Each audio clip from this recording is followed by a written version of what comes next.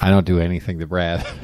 You don't do anything to Brad? No, the only thing I did, though, I did disclose that he... Like rubber duckies? Yeah, takes a bath with rubber duckies. All right. Hey, this... Oh, God. I'd like to get that out of me before we start the show, but apparently it didn't work. I have something I want to get out of me, too.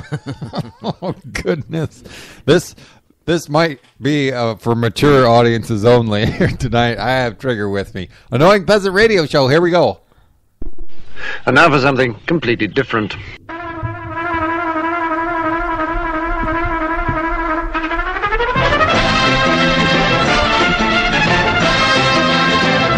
Humans do have an amazing capacity for believing what they choose.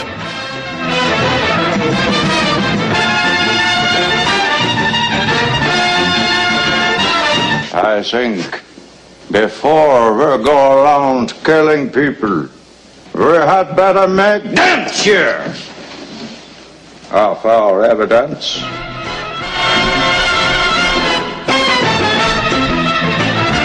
They lied to you. It's time to learn the truth. You can't handle the truth!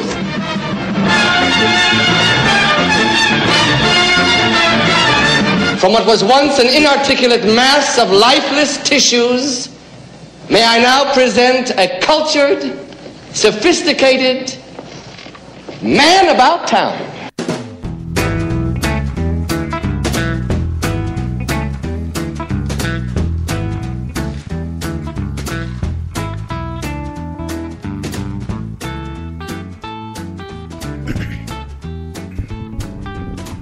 Hey, Trigger, this is the part where you start the show.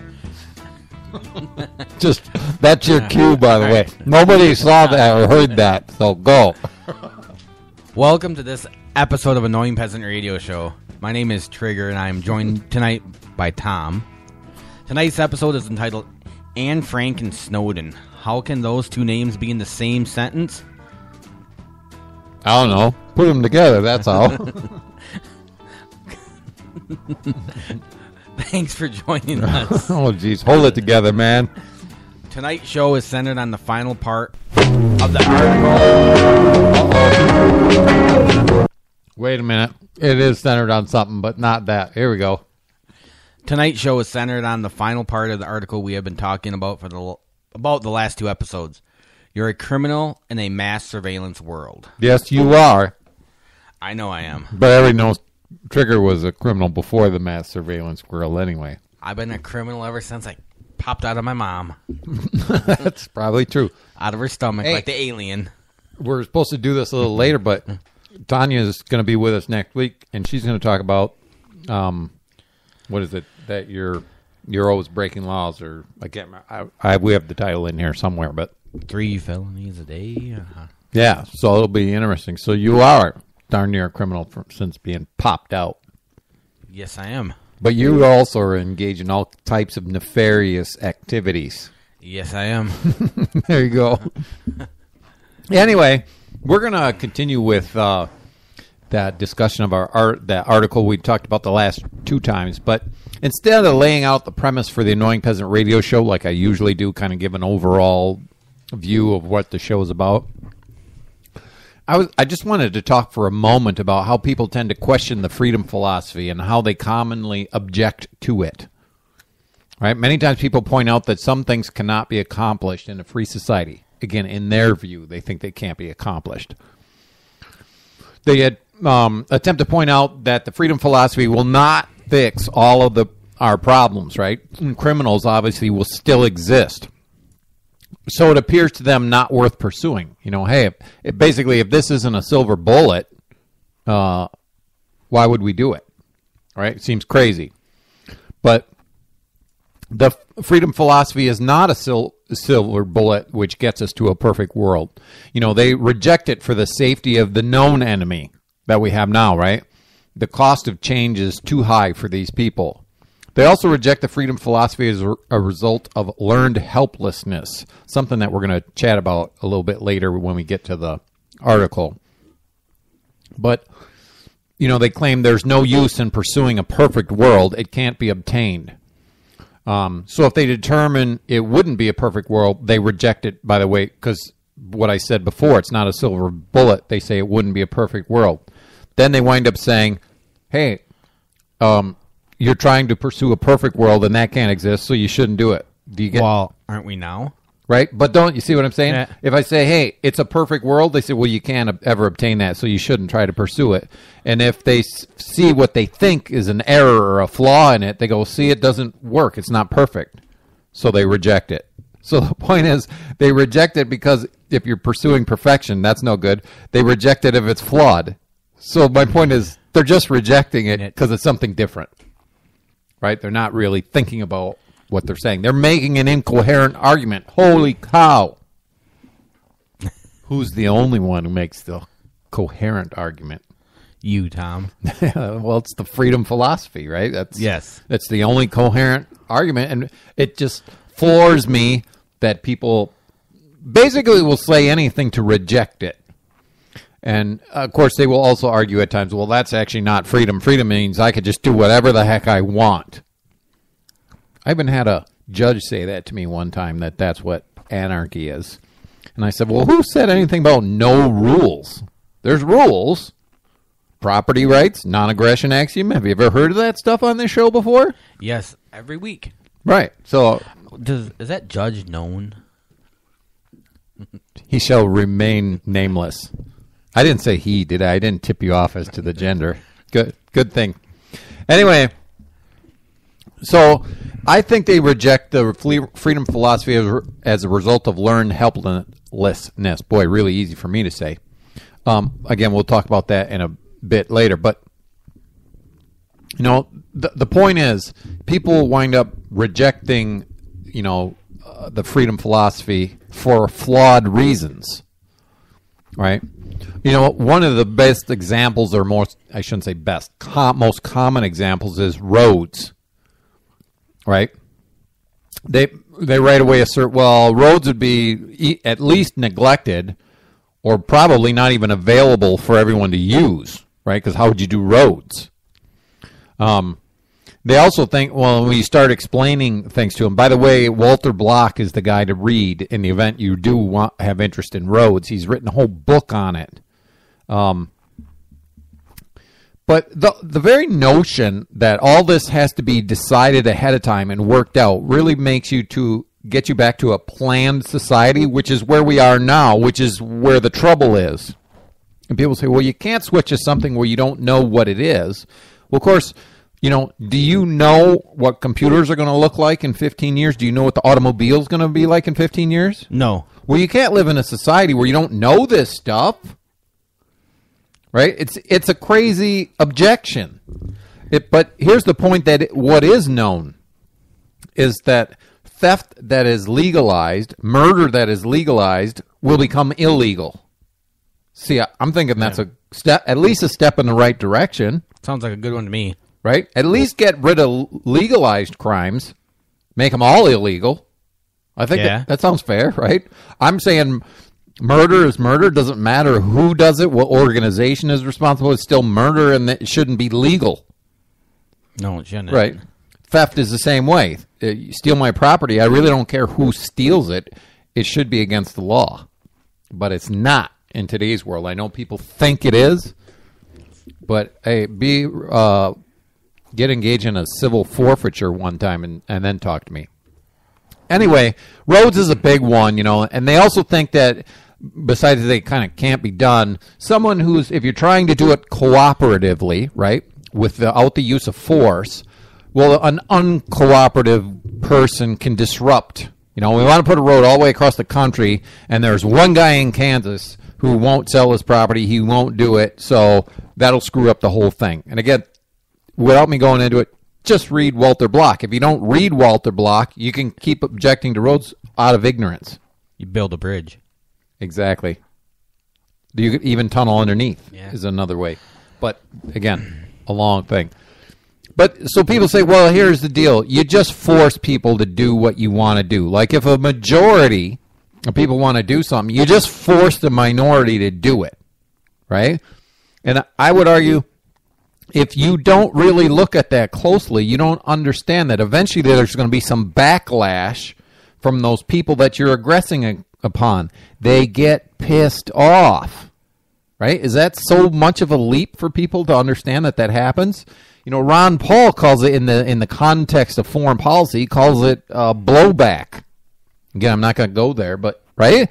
It's widely known, but people just won't admit it, I think, in part because they don't want to lose the debate or the discussion. And for, I think, defenders of freedom, it's not about losing the debate. It's about exploring the ideas. Because if someone has an objection that really does point to an inconsistency in the argument, well, that's interesting to me. That's something to look into. There's something to learn about. But the problem is, there are some technical difficulties in it, there, to be sure. Rothbard wrote about the lifeboat situations and things like that. But they're quite interesting, and I think they still could be worked out. And that's the point. A cooperative society can work these things out. A society where aggressive force is institutionalized, it's much harder to work them out, if at all possible. But anyway, I guess the last thing on that I wanted to mention is, imagine a free market in courts. I know people usually bring up the roads, which is very difficult for them, but just imagine a free market in courts. In other words, I'm telling you, private courts. I would argue that property rights, the things that a lot of people actually probably most worried about, right? What's going to happen to my stuff? Am I going to get more stuff? Can I keep my stuff? Am I going to be forced to have less stuff? Right? That's what most people are really worried about. I would argue that property rights would likely get much larger support, as this would be the reason for a legal action, right? There's no state in a free society. The only reason a lawsuit is brought is because I think somebody stole my chickens, or my property rights have been violated. Yes. I don't go to legal action because someone drove faster than a sign that was posted on the road, a speed limit, if you will. It's not a violation of my property right. There's no court case over that. The only thing is, in a free society, when there's private roads, there could actually be speed limits imposed by the owner of the road. And if you exceed them, it's a contract problem now, right? You basically agreed to drive on his roads according to his rules. You broke the contract. So that's a contract issue, not an issue. It could happen, no doubt. But anyway, I just want to our feature story will be discussing the mass surveillance world in which we live. I know a lot of people think we don't. These revelations, many of them were brought to us by Edward Snowden. A lot of people, is he a traitor? Is he not? That's certainly something we'll probably touch on here tonight. But, the basic premise is if you have nothing to hide, you have nothing to fear, right? Yes. It's nothing but good fellows in that organization called the state. Yeah. Oh, yes. They would never abuse their authority. Nope. And they would never grab more authority than it was granted to them by the Constitution. Never. Right. That's why we're in a mass surveillance state, because they wouldn't do that. And that's this kind of goofy crap people say to me all the time. They're probably listening right now. Well, hopefully they are. Anyway, what is the purpose of gathering all this information on everyone? And I realize most don't object to it. Most support that there has been no mass outbreak of foreign-bred terrorism, so all is well, right? To object to mass surveillance is to support conspiracy theories or to complain about nothing. To object to violations of one's liberties is to object to the service that the state provides. They say if you don't like it, leave. I'll talk about that a little later. But so the question is this much to do about nothing? Stay with us and consider our discussion on this episode of the Annoying Peasant Radio Show. Take it away, Trigger. The quote of the day. Quote of the day. It's hard to imagine a more stupid or more dangerous way of making decisions than by putting those decisions in the hands of people who pay no price for being wrong. Thomas Sowell. Yeah, I got how do I have the spelling right over there and I got it wrong over here? I don't know. It might have auto-corrected or something. Anyway, yeah, think of that. I think that's an awesome quote. Because Thomas Sowell is, referring to the state. if you're a legislator and you pass a law and it has disastrous unintended consequences, and that's even arguable, long story there unto itself, there's no recourse against them, right? There's there's nothing. It's, oops, let's just pass another law and fix it or change it or whatever. Pass another law to fix it that still hurts someone else over here. Exactly. Oh, wow. Well, we'll just have to pass another law. But, again, it's very different from if I was a car manufacturer or a supplier to a car manufacturer and say I made a defective airbag. Do I have consequences for doing that?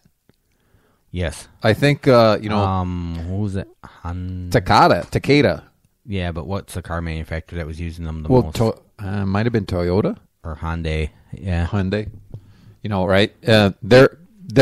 I don't know if they're going to be going bankrupt, but first things first is they have to pay to reinstall them all, and obviously they're liable for any deaths or injuries from their faulty product. Yes. So when the state does that, are they liable for deaths and injuries? Nope. Say, like if they declare war against Iraq because they got weapons of mass destruction, and then it turns out they don't have them and people died, are they responsible for those deaths? I don't believe they were. Yeah. It's not. They don't even have the courage to say, "Oops, sorry," right? And people support this type of institution. That's what flips me out. So, all right, this is again your cue. My cue. Yeah, that's what I'm here for today, is to cue Trigger. Some of the announcements. Agorafest 2015 at Villa Maria Conference Center and Retreat, September 24th to the 27th. Save the date. Woo! And you can start watching the Facebook page if you haven't already. You should have been for a year or more. At facebook.com/annoyingpeasantradio for a variety of postings. Thanks to Tanya, Tim, and Cassie for all their efforts. Thank you. Our next live show will be on Tuesday evening, June 30th at 7 p.m. Central. The Northwoods Mom will be discussing Everything's a Crime. Please join us. Yeah, that's we always have a good time when the Northwoods Mom is here. Dumbassery. Yeah, I try to get her to say dumbassery. It's a long story. And then the next line says, Trigger, a reminder. Yes. You are listening to the Annoying Peasant Radio Show, and thanks for joining us. And now, tonight's feature story. Take it away. Well executed. Like the broadcast professional that you are, Trigger. Ron Burgundy. Here I come. Jeez, after this show, you should probably, try to buck for a raise or something. That would be cool. Anyway. Where am I going to get this raise from? I don't know. That's you can't squeeze. Your car washing. What? Yeah, Tom's detailing. Tom's detailing? Yeah. There's no money there. There's expenses, but no revenues. It's not a good business. Anyway.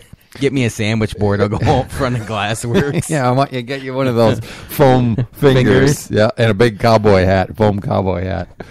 Anyway, tonight we're discussing You're a Criminal in a Mass Surveillance World, How Not to Get Caught by David Montgomery. May 31st, 2015, I think, is when it was originally published. And we've been talking about it the last two shows.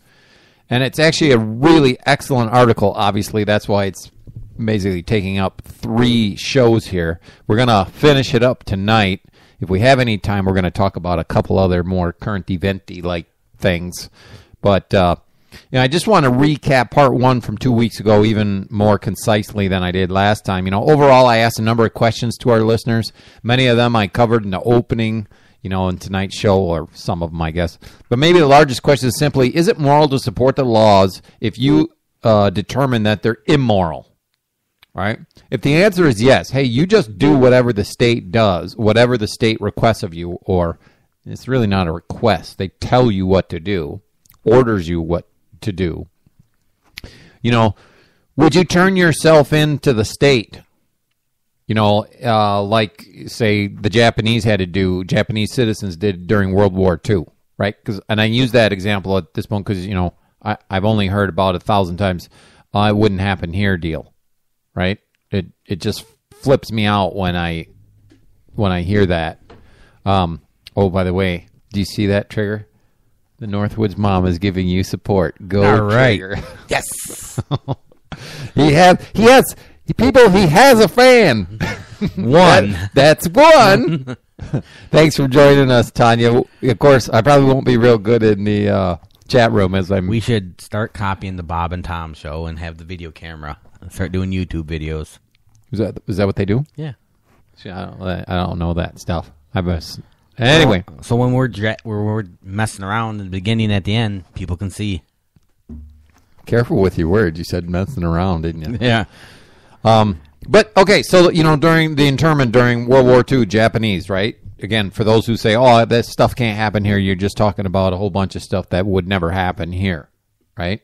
How about, would you return a man to slavery and not harbor him in the event he came to your door and you were a free homeowner in the North?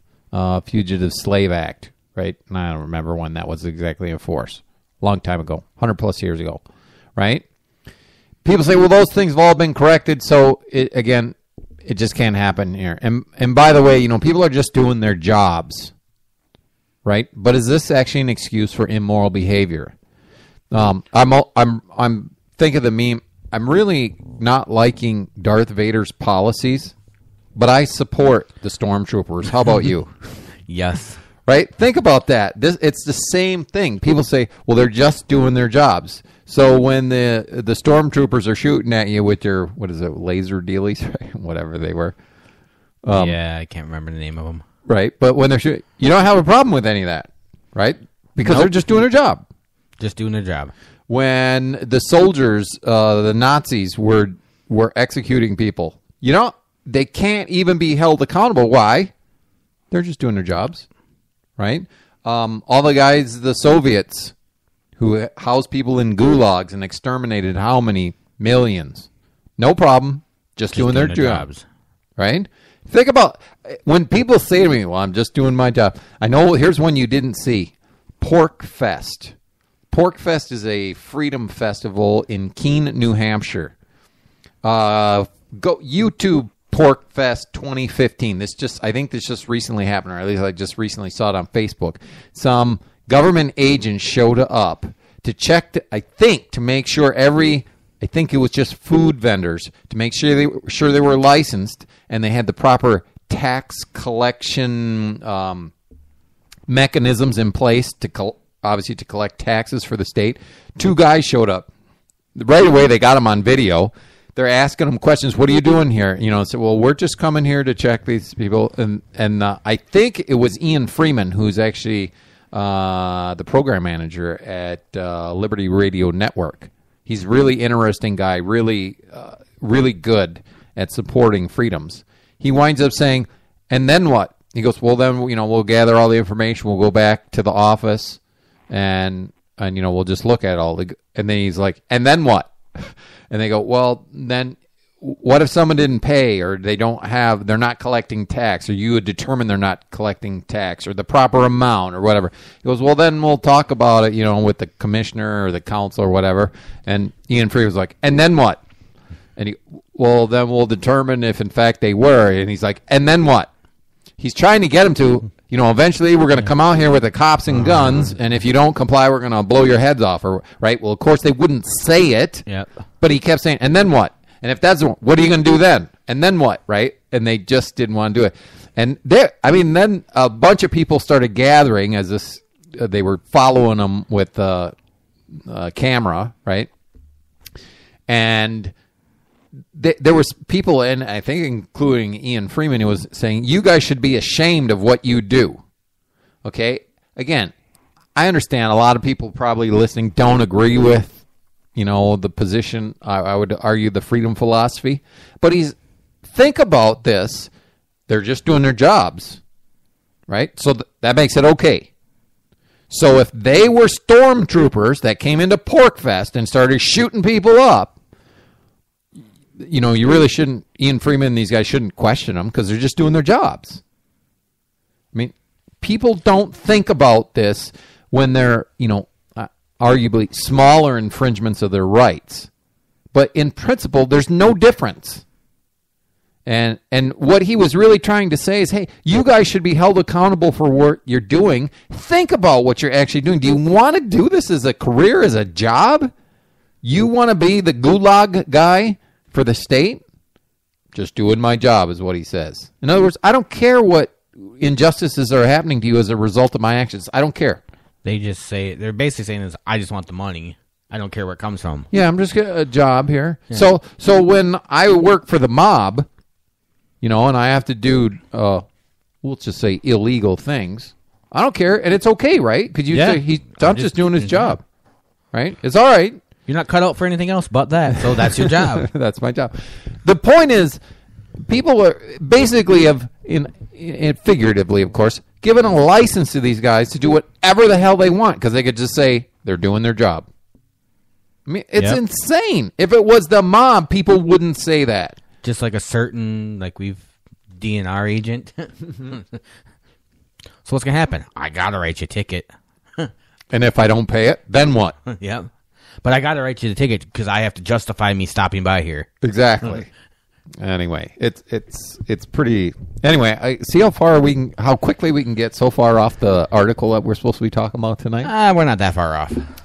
Anyway, so we, the whole idea about obedience to the law, your matter of duty, whatever your reason is. Think about what you're doing when you're just doing your job, right? So. Again, on the first part of this, we looked at that. We took a look at law, criminality, and mass surveillance. What are those things? And again, I posted this article or the link to the article on the Facebook page for Annoying Peasant Radio. So it's right up there near the very top of posting. So if you go to the page, you'll find it. You start scrolling down, it's right there and within the first or second article or posting. Again, we took a look at law, criminality, mass surveillance. We discussed what makes a criminal, right? And a criminal in today's world is, whenever you don't follow one of the rules that the government made. When I say rules, those aren't laws. I know they call them laws. They're not real laws. They're just whatever they decide, whatever they write down, right? And you say, well, it's not that. It's not like random like that, Tom. It's not all like that. These are heavily considered. They're up for a popular vote a lot of times. I'd go, well, they're really not. You just vote for a legislator, and then they make up the laws. Hey, they even pass the laws, and when you ask them what's in that bill, they say, hey, we have to pass it in order to know what's in it. And nobody goes, laughs, falling out of their chair laughing, going, what? How can you pass something, support something, you don't even know what's in it, right? That was Nancy Pelosi on Obamacare. But think about, the idea of what makes a criminal. I'm saying just breaking any rule that the government has. Oh, by the way, the inconsistency in the laws, they're not equally enforced. And also that they change over time. And everybody's cool with that, right? Having to return a slave who ran away to the north years ago, if you harbor him, if you put him in your house, if you feed him, if you clothe him, if you take care of him, some way, that makes you a criminal for doing that. And I guess when government agents come to grab the guy, you just give them up because they're doing their job. They're just doing their job, man. Right? Think about this. I know a lot of us read the Diary of Anne Frank as kids in school, but think about it. She was a criminal. Think about that. Anne Frank, the blind, younger, 12, 13 years old, she's a criminal. Why is she a criminal, Triggered? Because she was evading the state. She was supposed to turn herself into the Nazis. Because of her religion. Yes, but think about this, that most people, at least me as a kid, I didn't really consider it, but I'm thinking, well, of course, she's just an innocent little girl. Well, this is all, the Nazis were the bad guys, are all screwed up, right? Well, consider it a little more heavily. In today's world, you need to follow the law, otherwise you're a criminal. Anne Frank was a criminal. That's not something I really read when I read the Diary of Anne Frank. And I said, I'm a criminal, right? So I think that puts Anne Frank in a different light, in the light of the way we look at things today, by and large.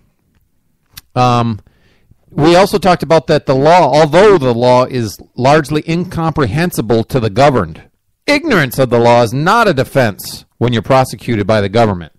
Right? Come on, these laws are written in crazy legalese, but you can't say, I didn't understand what the hell was in there. Everybody's okay with that, cool with that. That's all right.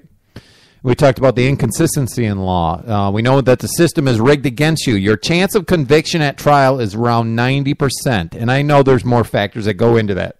A lot of people plea bargain. And a lot of them plea bargain, though, because they don't want to risk, a horrific sentence for a nonviolent action. And half the time when you plea bargain, you just get it done faster, too. Yes. Because you don't think about it. If you go to trial, the money you're going to spend, they try to beat it.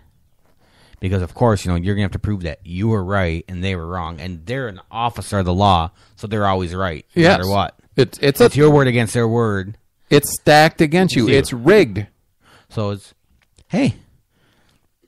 You just plea bargain. Yep. Go to trial or pay $1,000 fine. Worse yet, $1,000 fine. What if you do go to trial and you lose? That's on your criminal record forever. You try to get a job. Yes. Good times. And really, in the story of the Diary of Anne Frank, her father Otto was really the problem. He divulged a decade prior to basically World War II. That's not exactly right, but somewhere in there. A single piece of data, their religion, and that destroyed his family. By the way, the disclosure was a legal requirement in order to be issued a passport, apparently. So he was doing everything legal. Think about for a second the census, right? And now I know there's other surveys by the government. I don't know what they all are. But think of all the information that's on that thing. And again, what's a big deal? Nothing's happened.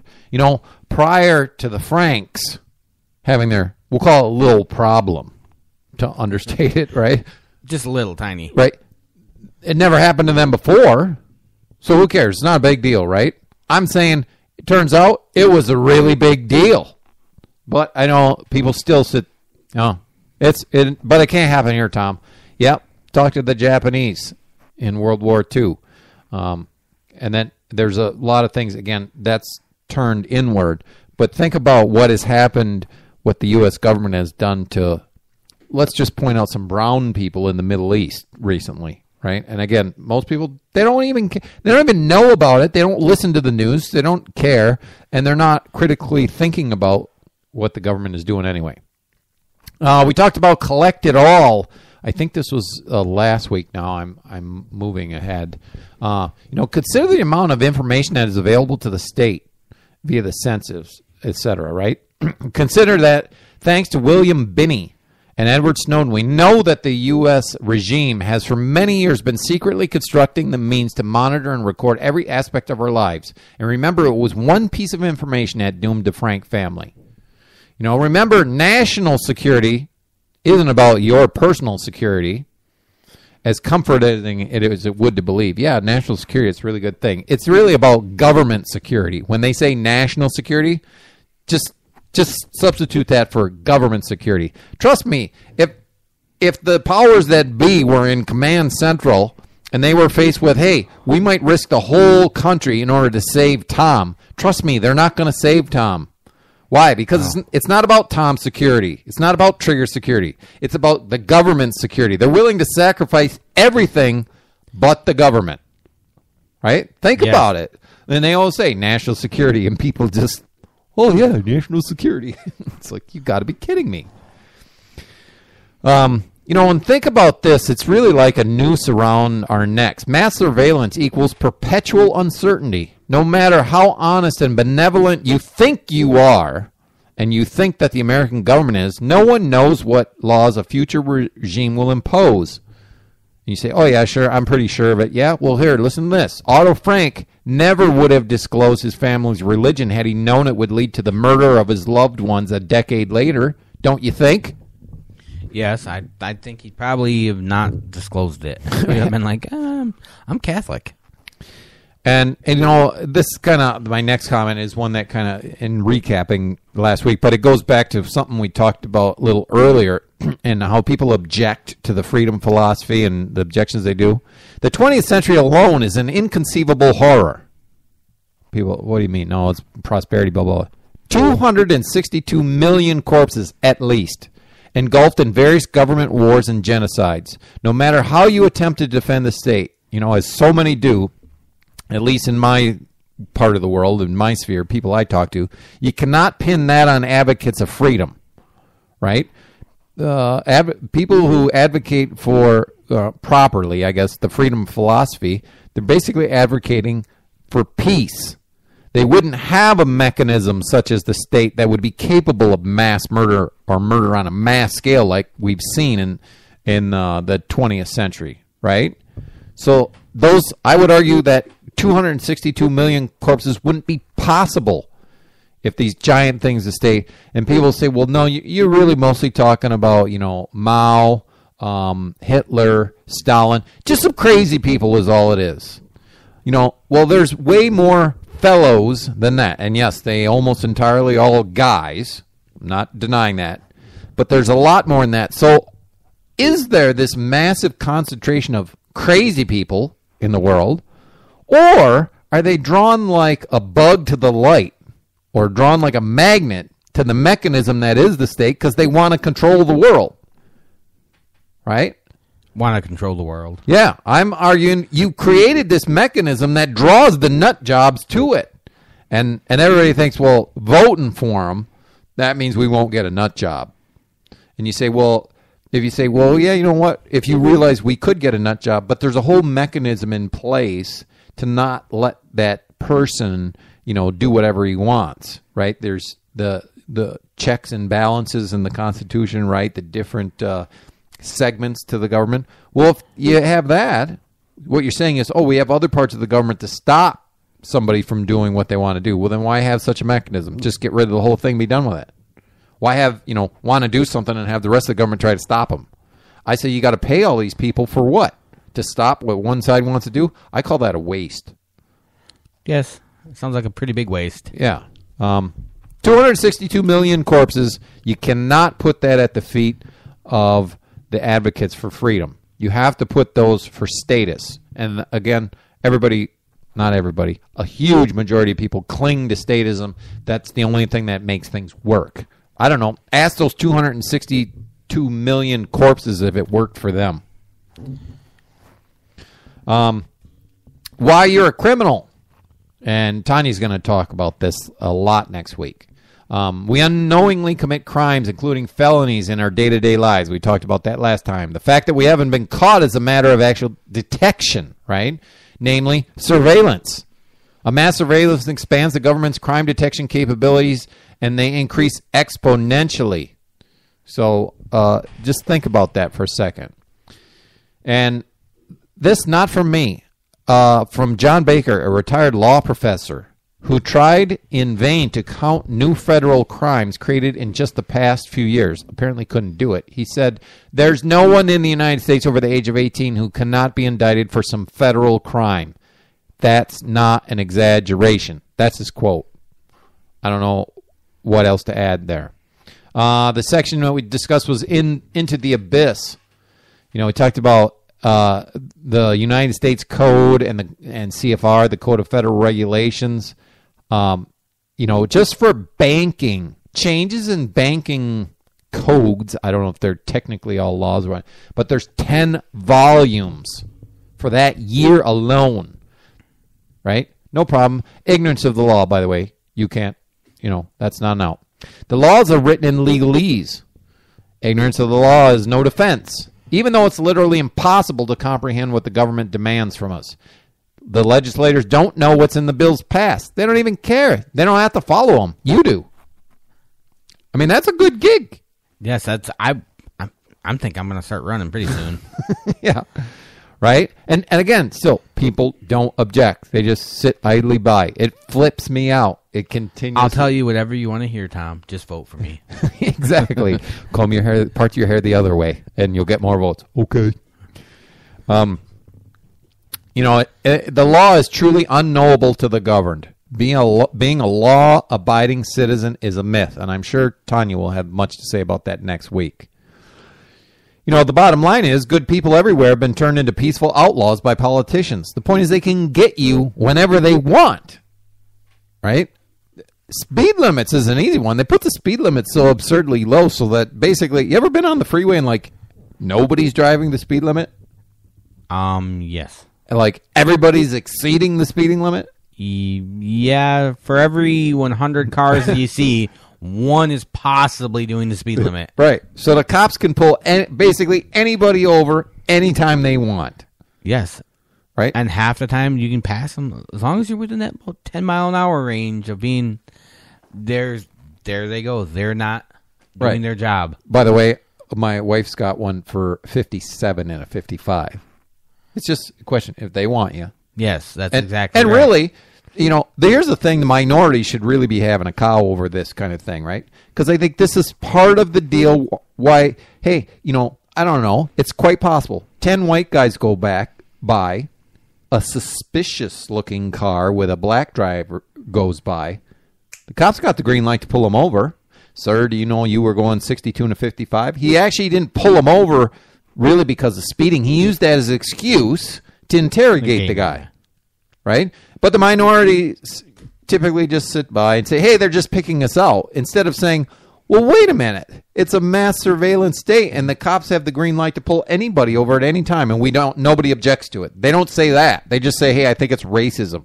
Yes. And again, I'm not arguing that racism could be at play. I'm just saying there's a bigger problem. There's a legal problem. Yes. And again, and they're just adding to it. Yeah. They're just accepting that and then saying, hey, we got to fix the racism issue. In other words, a lot of the minorities are saying, hey, pull over just as many white people. And I'm saying, hey, you shouldn't be able to pull anybody over. Right? It's the wrong fix. It's not a fix to the problem, but that's basically what they wind up saying. You and all of us live our lives trapped in a ubiquitous but invisible scaffolding of rules. There's literally no aspect of our lives not subject to politicians' orders. Everything that's not forbidden requires government permission. What kind of society is this? And again, 99% of the people I meet will say, well, it's a free society, Tom. That's what freedom is. See, I was unaware of that definition of it, but apparently that flies. All right. We're moving along. He says, crime detection. I'm still recapping, I think. I don't think I got onto the new stuff yet. Anyway, crime detection is the killer app, is this section. He says, as criminals, again, I'm basically going through the article with you. Yeah, this is from last time. As criminals, we already have a noose around our necks. Crime detection is the terrorizing question that hangs over us. That millions of Americans are behind bars makes one thing clear. The government is zealous about enforcement. Highest per capita ratio in the world. Yeah, of incarceration. Incarcerated people. I think the article I read the one time when I was talking to you about it was like, we have more people incarcerated than China. Like, it was huge. It was insane. It was like 7 countries together. Combined, we have more than that. That's because this is a free country. Yes. See, in a free country, we lock the larger percentage of people up. And then our same article, I remember, it was out of that, like 80% of them, or it was a lot of that. It was like 70 or whatever was nonviolent. I mean, it was for me selling pot to you, or right. Yeah, it was stupid. Yes, and think of the cost of it all. Besides, obviously, those are infringements. There's a lot of them. And don't get me wrong. A lot of people, if I say this stuff, people say, oh, well, you don't want the axe murderers locked up. What should we do? Just let them run loose? Well, I'm not actually suggesting that, but I know people want to use that against me. I'm just saying for crimes that are not crimes, in other words, they're just rules that the government made that says, oh, because if you break this rule, now you're a criminal. As Lysander Spooner once said, it's all someone else's sins are what are illegal. Yes. What they consider their sins. Vices are not crimes. Lysander Spooner, people. I know you think I make this stuff up. I'm not smart enough to make it up. Interesting stuff. You should read that. Anyway, so the government, again, is zealous about enforcement. We talked about the incarceration rate. Police already track you. I know people, since you haven't, a lot of people haven't been directly affected by this. They just kind of deny it or just, it's not a big deal. It's not whatever. And it's like, hey, the woman next door got raped. So it's really not a big deal. Who cares? Because no one in my family got raped. Well, I think property rights violations are important violations. And I think if you have this nonchalant attitude about it, it's eventually going to come to your house. And then it's going to be all of a sudden a really big problem. Why? Because it happened to you. Yeah. Right? Think about this stuff. But police already track you by auto-scanning license plates and drones. But that is primitive compared to what's coming. Computerized face recognition is already extremely accurate and fast. Trust me, you cannot hide. You could be matched against a nationwide database instantly. That was the thing. The more recent shooting in Charleston, when they were looking for this guy, they were trying to figure out. I'm telling you, they already knew who he was. They just didn't tell the news media that they knew who it was. They got face recognition software. They got the guy. I mean, and again, I don't know this. His last name was Roof, I believe. Right? He probably had a Facebook account. Probably had pictures of him. Right? So they. And that's not the only thing. I mean, there's probably dozens of ways that they get, they can associate his name with that face, right? I'm saying they had him so early on. As soon as they found a captured picture of the person, they go, hey, here's the primary suspect. Now it's just a matter of running through the database. Oh, his name's Roof. Got him. Now we just have to find him. And again, and you say, well, yeah, if they did that, well, then the media would have known right away. Well, if they tell the media, like in 2 seconds, they know who the guy is, the media might go, how'd you know who he was so quickly? Right? Then they wind up saying, well, that's because this is a mass surveillance world, and we have all this. Right? They can't say that. Right? And probably the local sheriff, who might have been the guy who was asked that question initially, do you know who the guy is? And said, no, we're in the process of identifying him. Well, of course, he's not privy to what the NSA and the FBI and whoever knows who has this kind of capacity in the federal government. He's not privy to it in a lot of cases. So he's probably somewhat answering the question honestly and going, yeah, we don't know who he is. Well, you don't know who he is, but the NSA probably does. So, and the use of drones is prevalent. But, of course, I believe it's illegal for you to use a drone. It's only legal for the government to use a drone. You can't be trusted. But it's those fellows in suits and the black sunglasses, they're dark sun. You could trust them guys. They're all right. They're really nice. They would never do anything to harm you. Really? No, they wouldn't. I'm glad. So, the technology of face recognition is going to be integrated into body cameras that police are, starting to wear. Check it out. You're going to be cataloged and tracked by your UCN, Universal Control Number. I'm not kidding. That's in this article, right? And that was the number. I believe it was even called a UCN that the Jews got tattooed with that number when they were in the prison camps, death camps. I don't know what you want to call them. Summer camps? Hardly. Military contractor Lockheed Martin has for years been designing biometric surveillance systems to track us by our handprints, your face, your voice, and the way you walk. Their use for crime detection is unlimited. Anything that can be electronically measured can be the basis for automated crime detection. For example, fingerprints can now reveal drug use.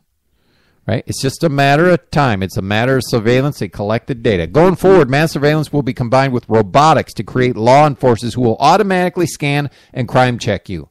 What was that movie, Judge Dredd?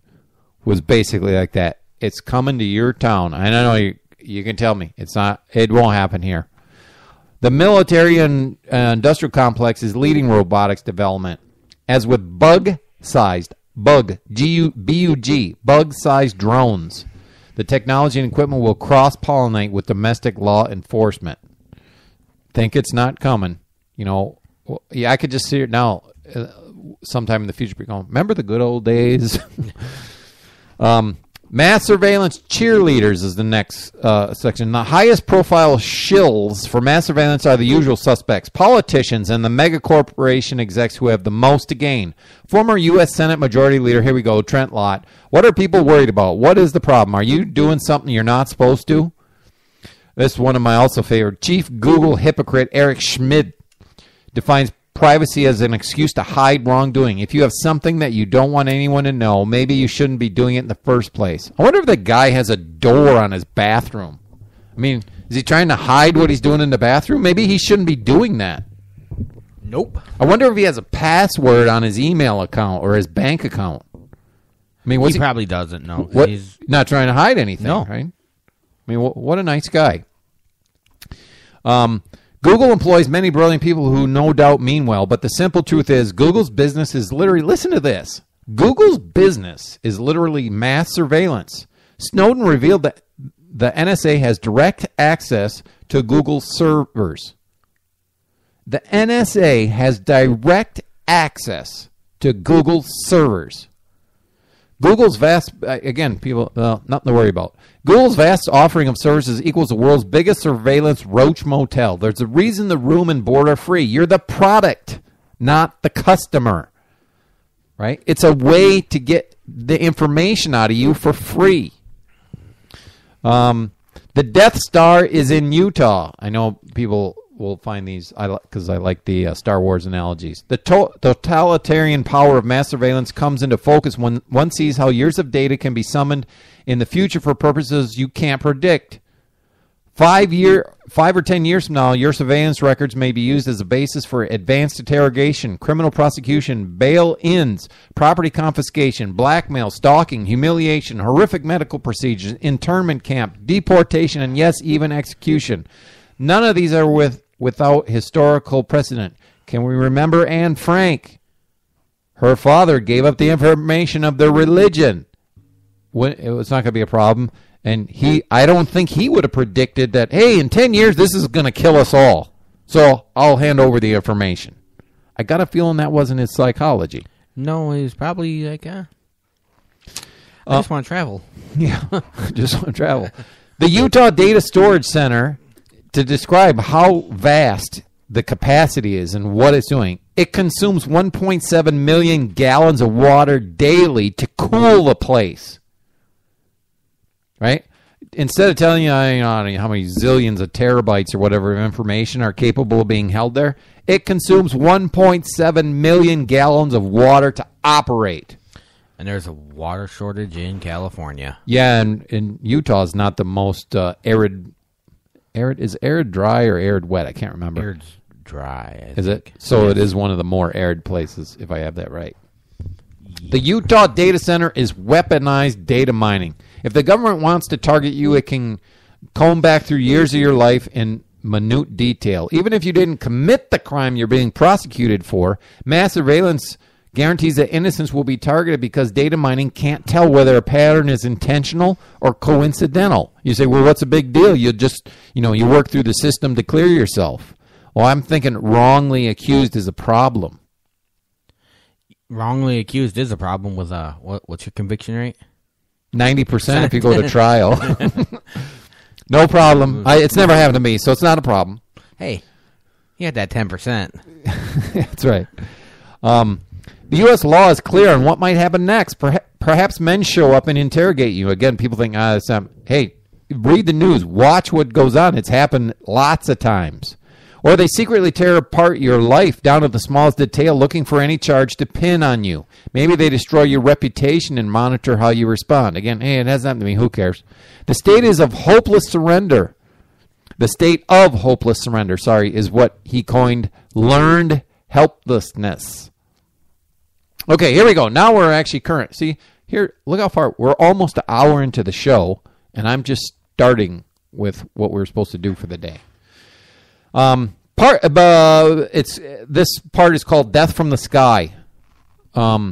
He says, if being kidnapped, caged, and tortured without trial isn't sufficient for the government's purposes, the president also claims legal authority to summarily execute U.S. citizens. And again, most of you think, well, no, it's never happened. It's not going to happen. 4 Americans, including a 16-year-old boy, have already been executed by drone strike. No charges levied, no trials, no evidence presented, no opportunity for defense. Just sudden deaths from the sky. Y'all cool with that so far? I guess we have to be, right? Jeez. If you think kill lists are only about Muslims and therefore don't affect you, count yourself among Germans in the early years of the Nazi regime who said these laws are unfortunate but only affect a few Jews. By the time the general public felt things were really getting out of hand, to speak out was to risk your own life. So let me repeat, the government has granted itself legal authority to summarily execute American citizens. Just because you're not a target, don't delude yourself. This is turnkey tyranny.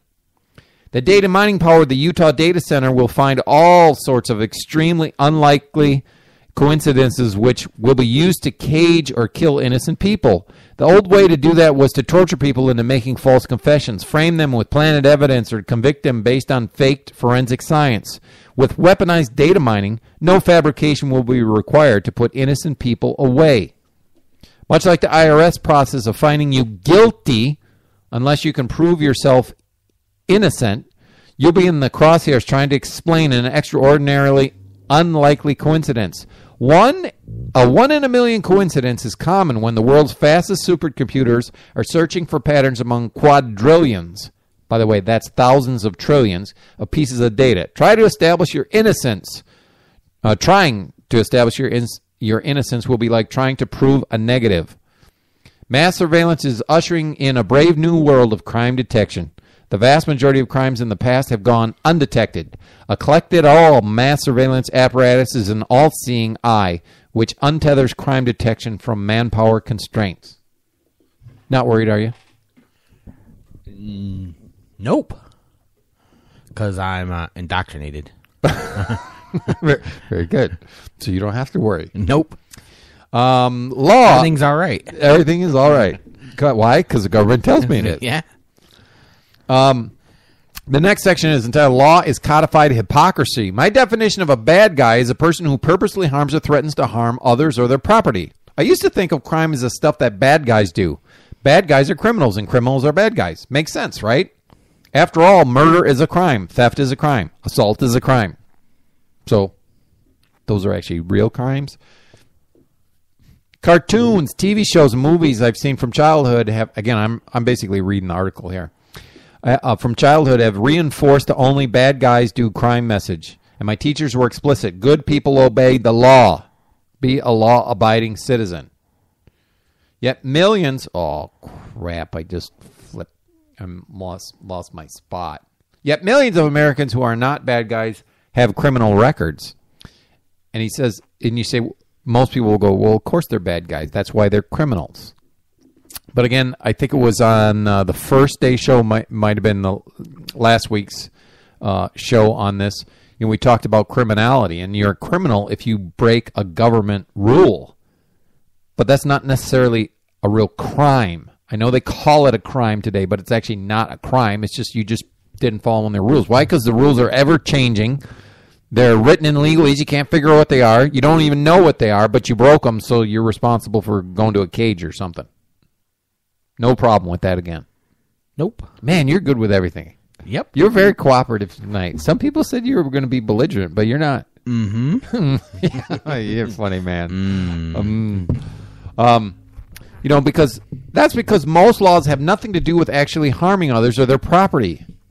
Sure, there are plenty of bad guys who are criminals, but there are also millions of Americans who have been convicted of victimless crimes. They simply broke a politician's rule, often unknowingly. Again, Tanya's going to have a lot to say about this next week. Meanwhile, many bad guys aren't criminals because the law doesn't apply to them. Everyday peaceful people and their property are harmed by government employees acting in a fully legal capacity. That's because those who govern us are permitted to do the very things the governed are forbidden from doing. Check it out. This is interesting. If you are carrying out government orders, legally maiming and killing thousands of people who haven't harmed anyone isn't mass murder. It's collateral damage. Legally caging a person for inhaling something the government doesn't approve of, it's not kidnapping. It's corrections.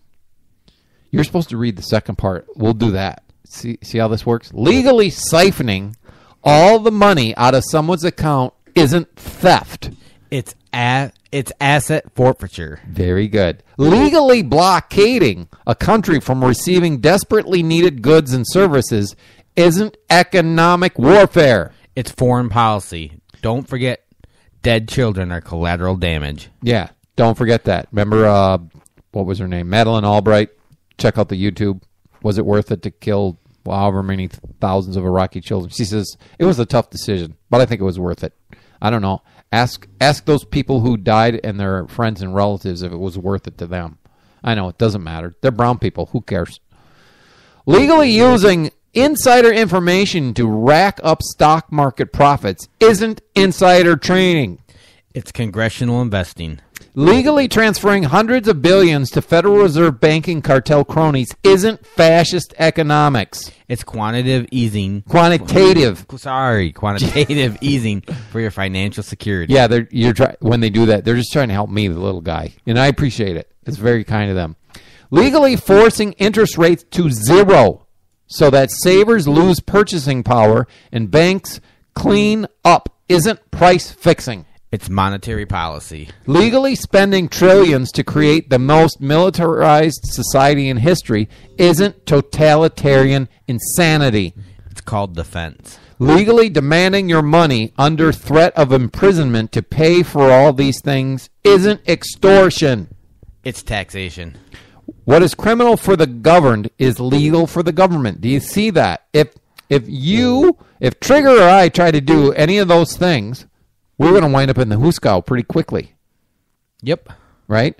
But if some guys in blue suits with badges or the right attire, the right IDs, they do it. Can't we just get them? No, they're just doing their jobs. Can't we just get them, though? Yeah, we can. And just say we're doing our job? Yeah, just doing their jobs, man. Yeah, just doing our job. Right?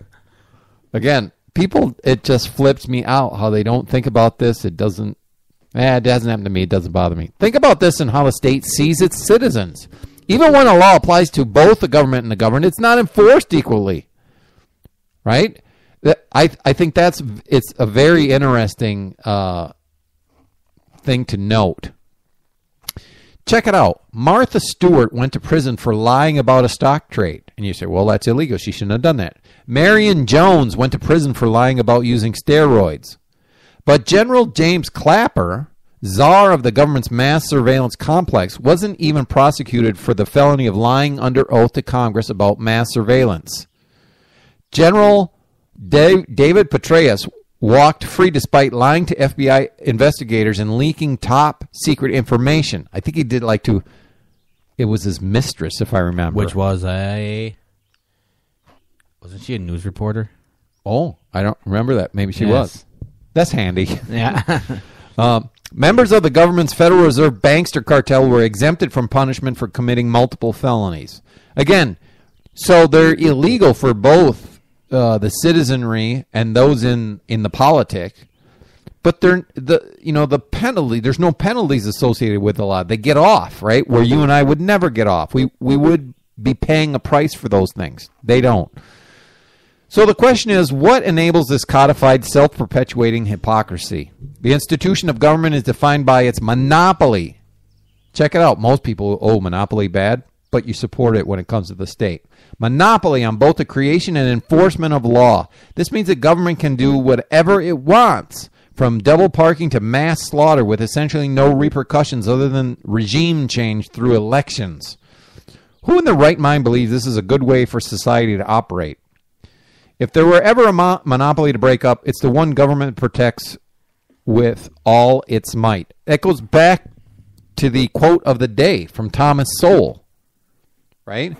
Of course these people in positions of authority are going to abuse it. Why? Because they pay no penalty for doing bad things or the wrong things or for screwing up.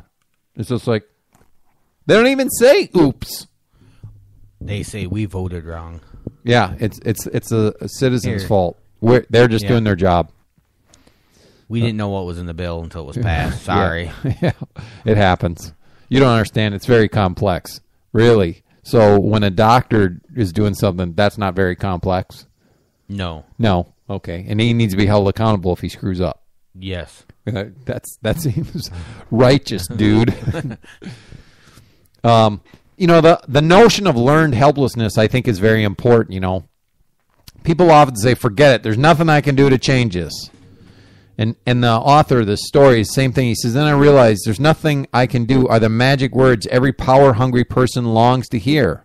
Learned helplessness, the conviction that you are powerless to change whatever's being done to you. Right? That is so prevalent, at least in my view. The greatest weapon of oppression in the history of man. Every regime uses physical violence to force compliance with its rules. But physically breaking people who resist takes considerable effort, resources, and manpower. Mass surveillance is the silver bullet. That's what gives those who seek control a vastly more powerful, far-reaching weapon. This article was inspired by Edward Snowden's own words to Laura Poitras. By the way, where does Laura Poitras? I think this is the gal. Where does she live? You know where she lives generally. In the same city as your cousins. Yes. In Germany. Southern part of Germany. In Citizen 4, right? Laura Poitras in Citizen 4, he warns that the government collected all mass surveillance apparatus is the greatest weapon of oppression in the history of man. It's a war of terror that's being waged on us. In a mass surveillance world where the law is unknowable, we live our lives wondering what crimes we're committing and when we'll be detected and prosecuted. See, Tanya's talking to us next week.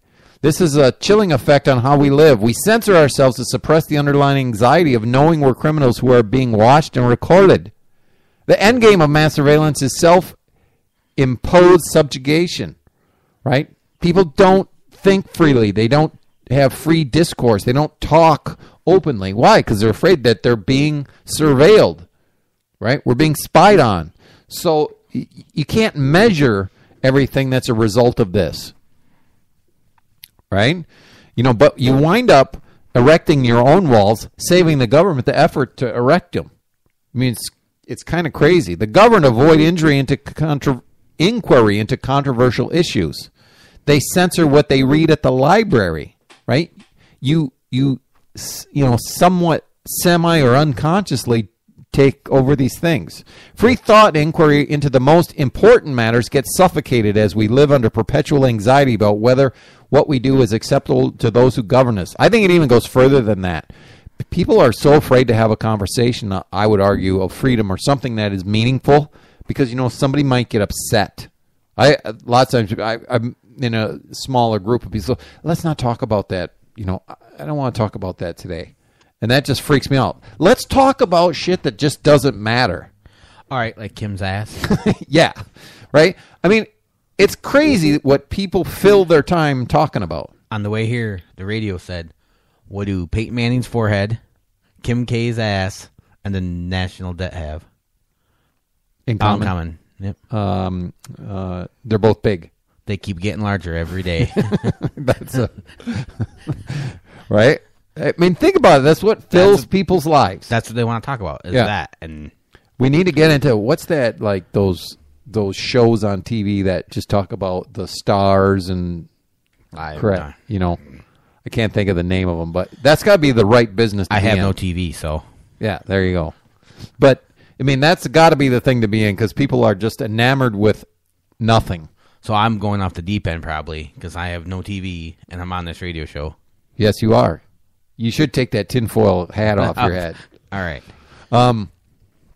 It kind of messes with the reception. A guy said he joked. This author, he joked with a friend of his that he said, "Hey, you're addicted to Coke," right? And the guy nervously wrote back, clarifying to anyone else reading that it was Coca-Cola that he was he was meant to say you're addicted to Coca-Cola, but he used your short version. Well, he was all upset about it. Oh, somebody might, be spying on me and think I'm actually addicted to Coke. Like cocaine Coke, right? It just freaks me out how sensitive people are about this, but they're not sensitive on being spied on. They're sensitive of what is being said because they know it's being spied on. They don't go, hey, maybe we shouldn't be spied on. I guess that's too big of a task to take on. Yes. Anyway, you get the idea that people basically self-censor, saving, the government, the state, the problem of doing it themselves. Learned helplessness will get you if you don't embrace yourself and think clearly. You can't change a system, but that doesn't mean you're helpless. You don't have to be a victim. We as individuals can take simple steps to impede the government's dragnet recording of our lives. We can encrypt our calls, our texts, our emails, our phones, our computers. We can show our friends and family how to do the same. It's really just a matter of quiet resolve. And by the way, that's what this article is ultimately about. He gives 10 steps at the end. So if anybody wants to know how to encrypt your email, blah, blah, blah, where you should save this stuff, it's all there. He has great reasons for why. He doesn't just say, do this, do this, do this, and do this. He says, this is what I recommend, and this is why I recommend it. This is how it makes it difficult for them to spy on this information if you do things this way. I think that's very important. He does a really good job of that. So he says, the next section is entitled The Action Mindset. I'm skipping along here, Trigger. I think I'm further. I don't know if I'm further down than you or not. He winds up begging you to take some action. If nothing else has convinced you, then do it to keep government employees from oogling your genitals, right?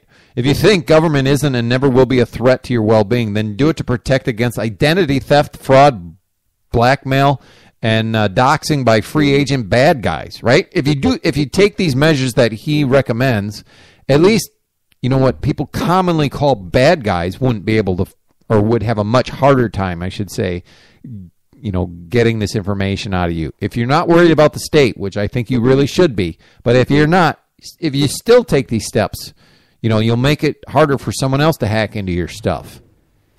And then he warns about kids using computers. They're curious. They're doing things. He says, what if your son comes home from chemistry class and wonders, just for the sake of curiosity, how to make a bomb?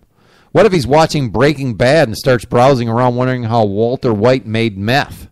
What if a friend comes over and, as a prank, searches for how to join ISIS? Right? These things could all be, in a mass surveillance world, tip-offs to who knows what happens to your house. A bunch of dudes beat in your front door that night. It could happen. It has happened. Right? So be careful about what your kids are doing if you have them. Right? No matter what motivates you to take action, the important thing is that you follow through. The best thing about the government's bald-faced lying about mass surveillance is it dispelled any notion of that it will be reformed, right? And that's partly my view here. You can't reform this thing. You just have to end it. It's a thing that has cancer that's gone way too far. It's more humane to end it. I mean, this is back to the Clapper thing. A few months before the Snowden revelations broke. Again, this is before Snowden. James Clapper, the czar of all U.S. intelligence agencies, replied under oath to this question, which he received a day in advance in his testimony. I played this on a YouTube clip. It's available on YouTube. The question is, I think it was a guy, Wyden. I think he was a senator. I can't remember from where. He's the one who asked the question. And the question is, does the NSA collect any type of data at all on millions or hundreds of millions of Americans? He replied under oath, no, sir. Richard Nixon, after secretly, now I flipped it. Richard Nixon, after secretly bombing Cambodia, which brought the genocidal Khmer Rouge to power. Again, that's all cool. That's no problem for most people, right? He persisted in lying to the public about it. And everybody's, he paid the ultimate price. He got voted out of office. Yeah, he got Secret Service and a pension for the rest of his life. Yeah, he paid the ultimate price. As he told his aides, publicly we say one thing, actually we do another. True to form, shortly after Snowden came forward, Obama was in full-on denial mode. I know all you Obama fans. The lie below was from his appearance on The Tonight Show with Jay Leno, and the quote is, "There is no spying on Americans." That's the quote from Obama. So, he seems like a cool guy, right? You believe him? They're not spying, though. It's surveillance. Oh. Come on now. They just got to reword it just perfectly, and it makes sense. Yeah. Literally nothing the government says about mass surveillance is credible. Every public relations gambit to make it look like something is being done is aimed at deterring us from taking responsibility and acting for ourselves. Don't be fooled by political theater. Mass surveillance programs are built in secret, and they operate in secret. Remember that what little we know is due to an act of treason, as defined by the government, of course. Snowden. And that fellow Binney, I think was his name. And it's only the NSA we know something about, since that's where Snowden, or what he had access to. Think about this. Here's a bunch of letters. I don't even know what they stand for. CIA, of course, FBI, DEA, DHS. I don't know what the INR, DIA is, NGA, and the NRO are. But those are, and other agencies that have their own surveillance programs. I mean, it's alphabet soup of agencies. Any NSA policy change will be publicly heralded by politicians as a great victory, while other programs silently spring up or continue operating under different code names or different agencies. As with mass surveillance obliterating the Fourth Amendment, all constitutional violations are not only predictable, they're inevitable. Trusting the government is like trusting pit bulls to guard a pile of pork chops, right? The state will not limit its own authority. Again, those people by and large have got there because they love the authority. That's why they're there. That is why they're drawn to it. Magnets, flies to a light at night. No, mosquitoes, gnats. I don't know what's drawn. Moths. That's the right one. You got to get that stuff right.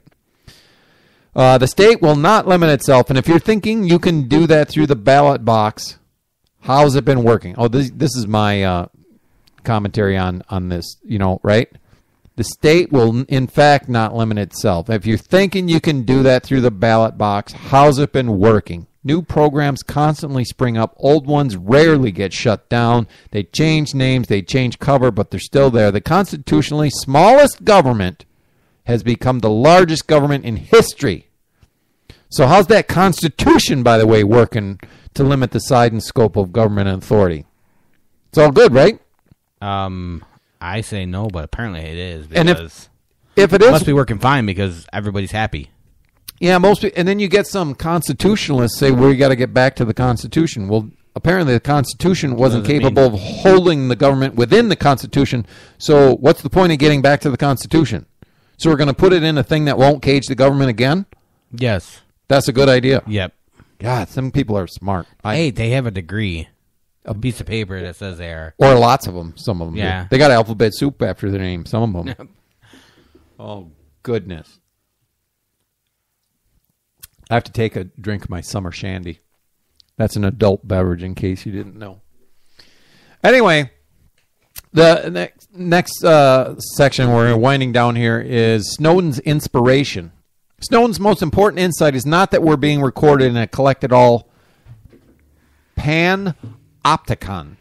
It's that we as individuals have the power to free ourselves from the surveillance noose. We have the means and we have the technology to end mass surveillance without any legislative action at all, without any policy changes. Check that out. Most people right away think they got to go to the ballot box and do it. I would argue that's not going to work anyway. But here he's saying you could do it without that. That sounds pretty good, right? If it's true. We have the power, but only if we exercise it. And that is the truth. You have the freedoms. You need to exercise. Uber, by the way, is one of the best examples. I love those guys. And I know a lot of people hate them. They don't really seek licenses. I don't know. They move into Baltimore and they don't go, okay, we got to contact them. They just start operating. Right? And it's the notion that, of course, they're not violating anybody's property right by operating. Why would you need a permit? I don't know. Apparently you have to, though. Right? I love their basic mode of operation. Because someone gave the government some money and said, hey. Yeah, they gave them the power to license, right? And obviously this plays more role with Uber because taxis are licensed to the, to get a, what is it? It's an emblem. I can't think of the thing. In New York City. It's like $100,000, isn't it? It's over $1 million. Is it? Wow. I was right? way off. Right? But it's crazy. Well, why is that? Well, first of all, it doesn't even matter that it's $1 million. I mean, it does, of course, but there's another aspect to it that's probably more important. The government just limits the number of again, I don't have the right word, emblems that it will even issue. Well, why would they do that? Why wouldn't they? Anybody who's qualified to operate a taxi, and whatever qualified means scares me, but go with that for a second. Why wouldn't they be able to have an emblem or whatever it is? Because the government is in bed with the taxi companies because they're trying to limit their competitors. They don't want just anybody to drive a taxi who would be quote-unquote qualified. There would be too many taxis. And they would take a hit. The price would go down of a ride would go down. And people who already are taxi drivers go, hey, I'll make less money. So they lobby the long arm of the law to limit their competitors. And then people really don't have a problem with it. They visit New York if they don't live there. They come back and go, man, cost of a taxi ride is really high there. That's crazy. I wouldn't want to live there. But you basically support this kind of activity on an ongoing basis. But again, my point is that's why I love Uber. They don't say, hey, we got to get an emblem or anything. They just operate. And then deal with it later. They deal with it later, and a lot of times they just fold up shop and leave when, it's just too much of a hassle. But in a number of cases, they've also fought. In a number of cases, they fought and won. But, I mean, think about it. Why do you need a license to be an attorney? If you're a shitty attorney, no one will hire you. If you're a great attorney, people will hire you. But you can... I mean, if I want to be my own attorney, what's it matter? Exactly. It's just craziness what people accept. Anyway, so he's saying you can free yourself. You just have to exercise it. And his, again, he gets these 10 things and he's saying you got to be able to use some software, blah, blah, blah. And you can go find the article. Again, it's posted on Facebook. You can scroll down and find the 10 things. But some might object and say that taking defensive action is an unnecessary act of paranoia or America hating. That's George Bush, America. Those people may just be doing their job. Others may be fact-resistant humans. Fear of real risks is not paranoia. It's motivation. Only the most fact-resistant among us would deny that there are individuals in extraordinarily powerful institutions who are actually out to get you one way or another. Most people prefer to feel rather than think. I know I'd feel much better pretending all this is much ado about nothing. Even if you're not the fact-resistant type, the temptation to abdicate responsibility and hope politicians will fix the system is as tempting as it is delusional. The system we live under was built by people who want it to work this way. This is not an accident. To those in control, it's not broken. It's by design, right? To work for them, not for you. The only hope we have for change is to do it ourselves. And the author is completely correct. The U.S. regime is the alpha dog of mass surveillance, mass incarceration, and mass media propaganda. But all governments aspire toward ever greater control over their populations. China, Russia, England, all of them. The bigger the government, the more they squeeze. It's just a matter of money, manpower, time, and technology. Smaller countries are often laughably ham-fisted in their approach, like making it a crime to insult politicians. And then from here in the article, he goes to those 10 recommendations he has. He goes in detail. I'm not going to go over them. Again, consult the article. It's on the Facebook page. So I want to close. I want to wrap up. We've already gone an hour and 23 minutes. And Trigger wanted to do like 4 more stories. You'd be here at 3 in the morning. We'll still be going over this stuff. Yeah, the 4 other stories, though, that we were going to do. Yeah, I don't know what happened. Trigger, yeah. If you want to talk about them, we can talk about them. But let me do my big conclusion. This is my crescendo right here. This is my moment in the sunlight. And then you're done, right? Yeah, that's it. So, so as the authors put it, most people prefer to feel rather than to think. So is this just paranoia? Or are you one who chooses to think? Research on your own to find out from different sources what the state has been up to. Consider also that the state is involved in much more than surveillance, than in mass surveillance, I should say. Think about tax policy. Do you have any objections there? What about the more recent conduct of the police? right? Do the police seem to be enforcing laws, or are they looking for people who are breaking the rules of the state? What about the war in Iraq, Afghanistan, etc.? What about the war on terror? Who is that war against anyway, right? Oh, yeah, that information is classified from a previous Annoying Peasant Radio show we discussed, right? We cannot know who the state is at war with, right? That would put national, I call it government security, at risk. That's why you can't know. Not my security. Yeah. Theirs. It put their security at risk. That's why you can't know. That's why they can't tell you who the war on terror is. They can't tell you, so when those papers leak that say, hey, we're giving weapons here, we're supplying the people that we're fighting. Yeah, exactly. Or I'm supplying you with weapons and you're giving them to them, and then I know it. Right. Exactly. Yeah, I could see that question coming to some government official. Did you supply weapons to ISIS? Well, no, but I gave them to... Well, you're not going to say that part. You're going to say, no, sir. No, sir. Are you saying under any circumstance you did not give directly weapons to ISIS? No. Wow. Okay. I guess all good. Thanks. Yeah. Now, we might have given some to... an intermediary. We might have gave some to, I don't know, what's the country over there? Well... Who are we friends with over there? That's so much fun. Saudi Arabia is not friends with Iran, and Iran is sort of not pal. Well, not sort of is probably not the right word. They're not pals with the ISIS fellows. So Saudi Arabia is probably funneling some stuff to the ISIS guys because ISIS doesn't like Iran and Iran doesn't like ISIS, and that's Saudi Arabia's way of getting at Iran. Right? Yep. And just what happens, didn't we? No, we didn't give anything to Saudi Arabia, did we? No, we've never given it. They don't have F-16s or anything like that. If they did, they probably bought them on eBay. Really? Yeah. I'm going to start selling that stuff on eBay. Right? So you don't have any problem with any of that. What about just, endless regulations? What about Obamacare? I guess, see, this is the part that freaks me out. A lot of, Republicans, conservatives, I don't know, however you want to describe them, they got a real big problem with Obamacare. But they really don't have a problem with killing, hundreds of thousands of innocent Iraqi children like Madeleine Albright. Nope. I can't wrap my head around that. I'm like, seriously? There's even Soviet people that were interviewed in that documentary, The Soviet Story, that said, yeah, actually under Stalin, after a little while, things started getting better.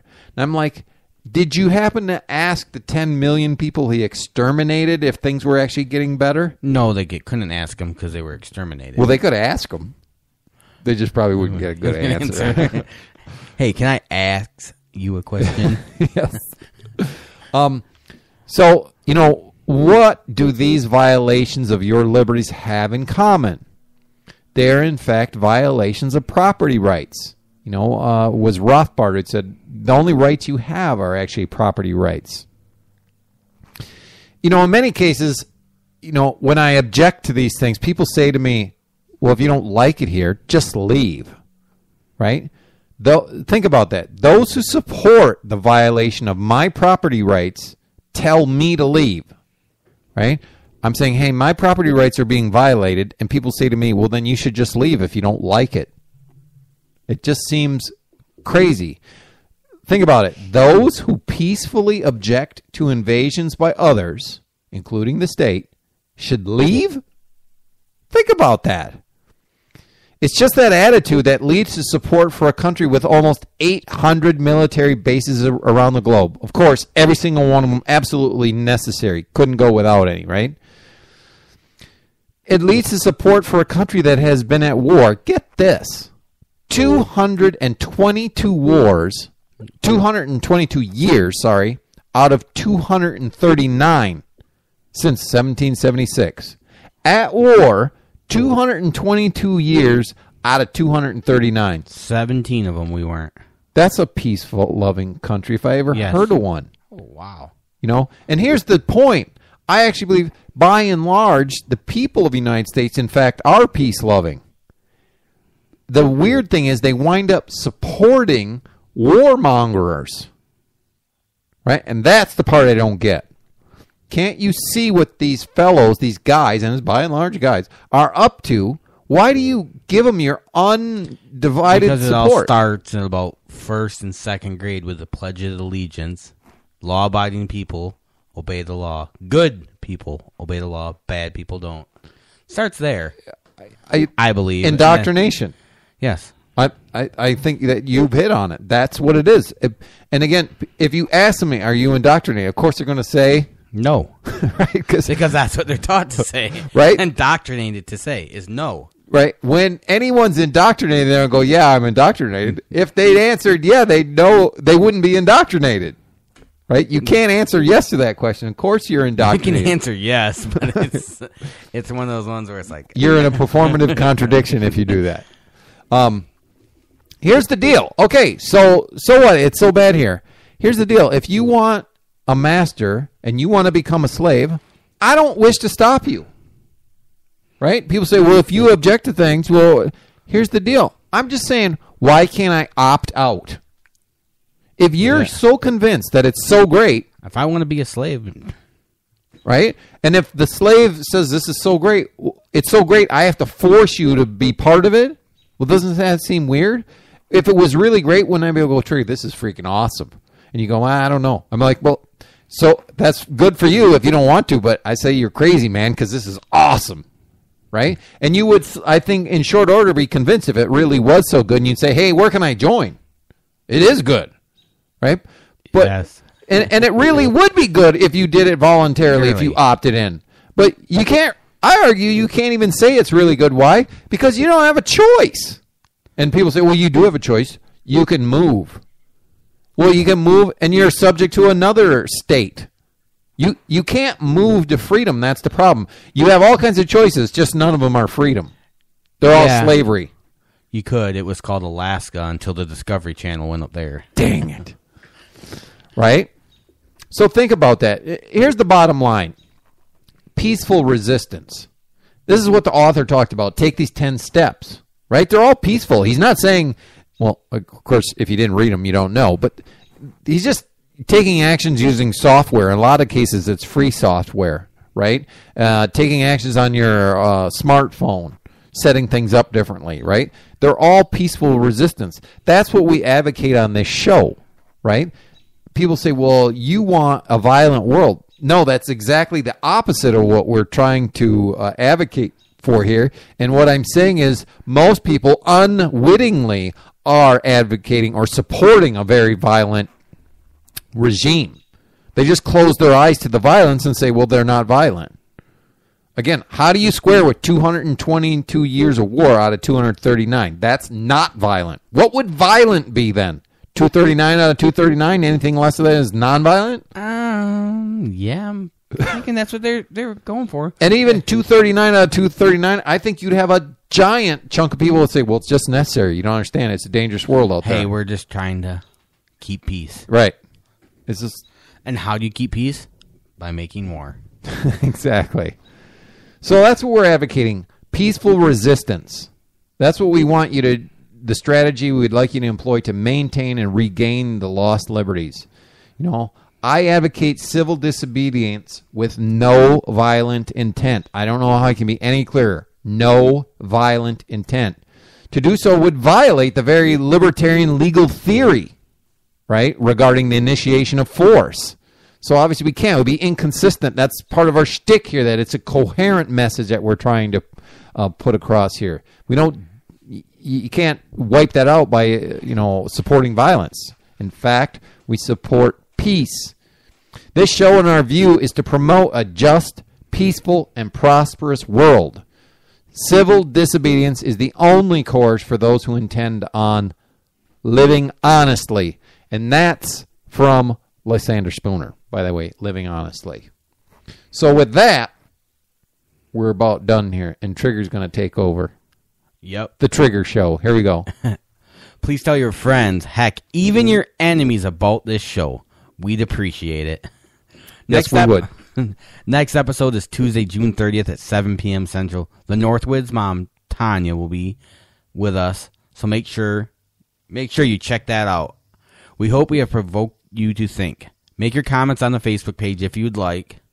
Thanks for listening, and we look forward to our next discussion. Till next time, this is This has been the Annoying Peasant Radio Show.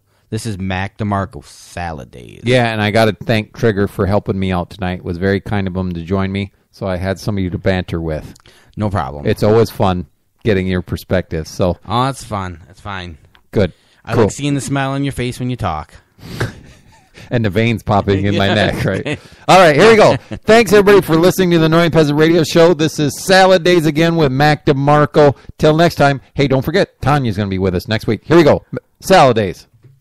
As I'm getting older, chip upon my shoulder, rolling through life to roll over and die.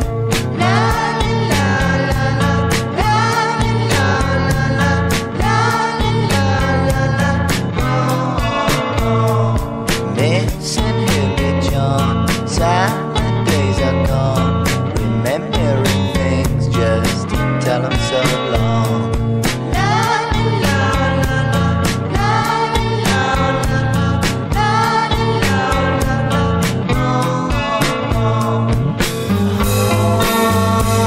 Mama, acting like my life's already over.